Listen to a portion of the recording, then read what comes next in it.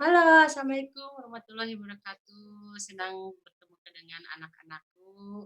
Pada hari ini Ibu Yosi akan menerangkan tentang perkembangan tumbuhan, yaitu materi IPA ya, pembelajaran IPA. Nah, pada hari ini Ibu akan menjelaskan tentang bagian-bagian tumbuhan. Pada bagian-bagian tumbuhan ini ada akar, terdiri dari akar, ada batang, ada daun, ada bunga.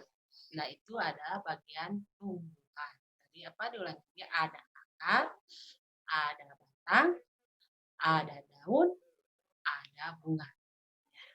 Kita menjelaskan, ibu akan menjelaskan satu persatu tentang bagian-bagian dari tersebut. Ya. Oke, kita lanjut.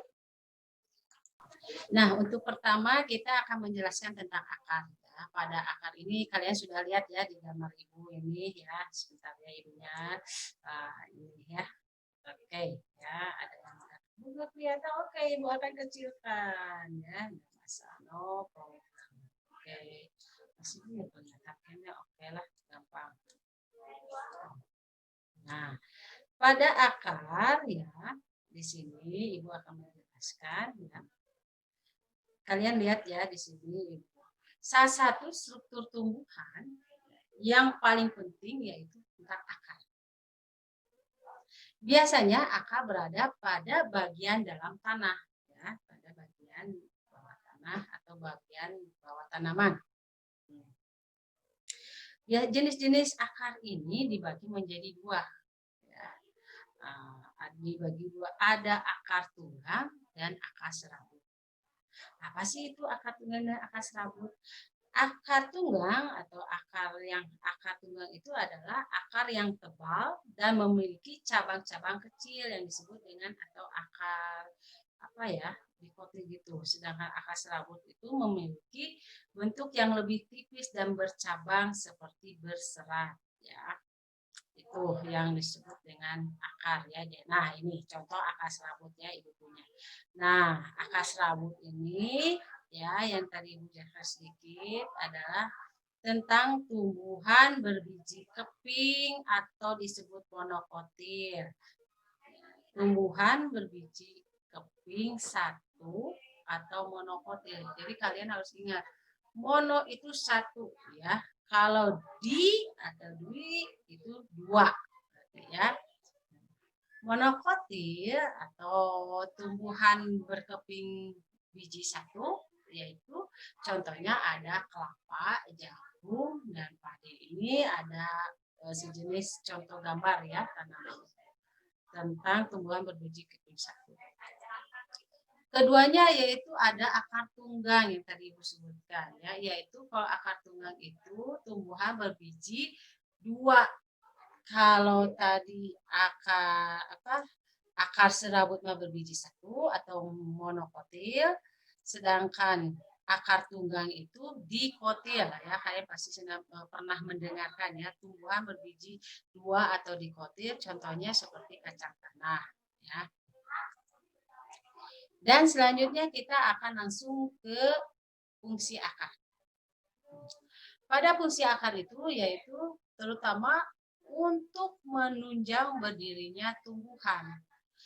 Biasanya fungsinya untuk menyerap air dan mineral dari daun dalam tanah. Dari dalam tanah. Jadi fungsi akar itu satu untuk berdirinya tumbuhan, ya untuk menunjang berdirinya tumbuhan. Kedua yaitu menyerap air, untuk menyerap air dan mineral dari dalam tanah. Ketiganya untuk menyimpan cadangan makanan. Dan keempat yaitu akar itu untuk bernapas tumbuhan ya, untuk bernapasnya melalui batang, daun, dan bunga. Nah, barusan Ibu sudah menjelaskan tentang akar ya, sekilas tentang penjelasan akar. Nah, Ibu mempunyai satu pertanyaan buat anak-anak dan tuliskan di buku tematik ya, jangan lupa. Coba sebutkan apa fungsi akar pada tumbuhan yang tadi barusan Ibu jelaskan. Ya, mudah-mudahan anak-anak itu jelas ya tentang apa itu fungsi akar. Hmm.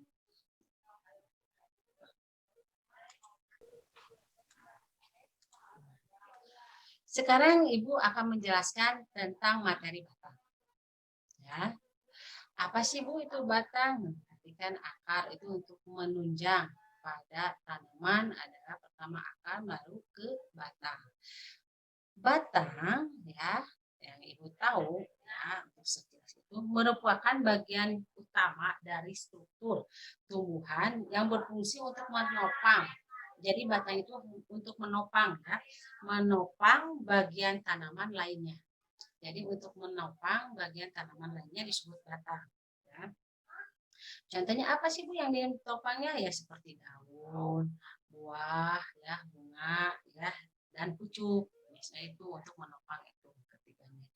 Nah, pada batang ini biasanya berfungsinya untuk mengangkut air dan garam berat dari akar ke daun tunas. Batang itu dapat dikelompokkan menjadi batang berkayu, batang rumput, dan batang basah. Nah, itu ya salah satu. Batang berkayu, ini Ibu punya gambarnya ya. Seperti ini yang kalian lihat nih gambarnya.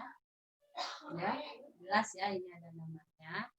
Nah, ini termasuk batang berkayu. Batang berkayu itu ada batang yang berkambium.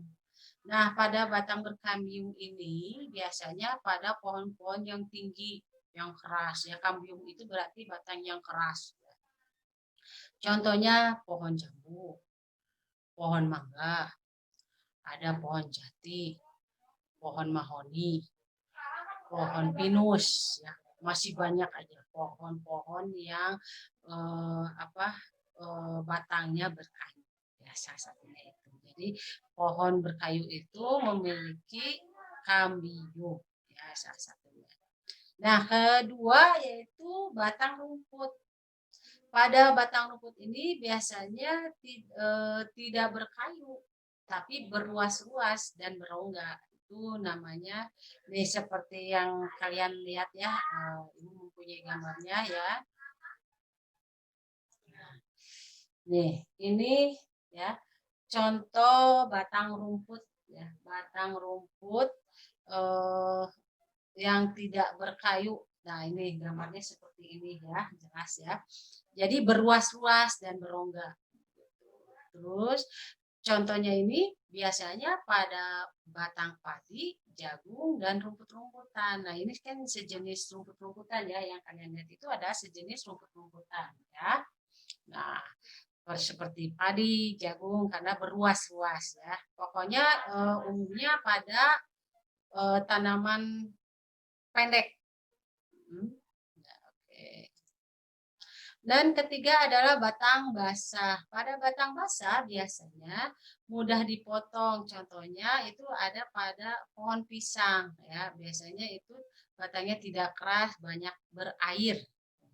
Tumbuhan dengan batang basah umumnya pendek, tidak setinggi pohon kayu. Apa saja Bu contoh batang basah? Nah, ini Ibu punya gambarnya. Nah, batang basah ya. Nah, contohnya Ibu hanya punya pohon pisang ya. Yang kalian lihat ini adalah pohon pisang. Nah, ada lagi seperti bayam, pacar air, kangkung. Nah, itu termasuk batang basah ya. Yang ibu-ibu, mama kalian itu suka memasak, ya itu masuknya ke batang basah. Nah, tadi kan Ibu sudah menjelaskan tentang batang basah, tentang materi batang. Ibu mempunyai satu pertanyaan buat anak-anak untuk dijelaskan dan dituliskan kepada buku tematik, ya, pada buku tematik, dan nanti kirimkan kepada wali kelas masing-masing. Ya. Pertanyaannya coba disimak. Lihat, Ibu sudah mempunyai pertanyaan ya. Coba sebutkan apa yang disebut batang rumput dan berikan contohnya. Tadi Ibu sudah menjelaskan itu apa yang disebut dengan batang rumput ya. Tadi itu apa? Berluas-luas, tidak berkayu ya.